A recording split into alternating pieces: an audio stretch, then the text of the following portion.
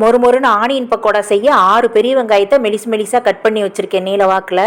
அது கூட 1 கப் கடலை மாவு, 1/2 கப் அரிசி மாவு, 1 ஸ்பூன் வரமிளகாத்தூள், 1 ஸ்பூன் பெருங்காயத்தூள், 1 ஸ்பூன் தூள் உப்பு, 2 பச்சை மிளகாய் சின்னதாக கட் பண்ணது, கொஞ்சம் கருவேப்பிலை, அப்புறம் நல்ல சூடான எண்ணெய் 2 கரண்டி. இதை விட்டு ஃபஸ்ட்டு கையில் நல்லா பிசைஞ்சு விட்டுக்கலாம். சூடான எண்ணெய்க்கு பதிலாக வெண்ணெய் கூட 2 ஸ்பூன் சேர்த்துட்டோம்னா நல்லா கிறிஸ்பியாக வரும். அதுக்கப்புறமா கொஞ்சம் கொஞ்சமாக தண்ணி தெளித்து பிசையணும். கொஞ்சமாக தண்ணி தெளித்தோன்னா போதும், நிறைய விட்டுறக்கூடாது. இதில் உப்பு சேர்த்துருக்கிறதுனால வெங்காயத்துலேருந்து கொஞ்சம் தண்ணி விடும். இந்த மாதிரி நல்லா பிசைஞ்சு வச்சுட்டு எண்ணெய் 1/4 லிட்டர் இரும்பு வானலியில் காய வச்சுருக்கேன்.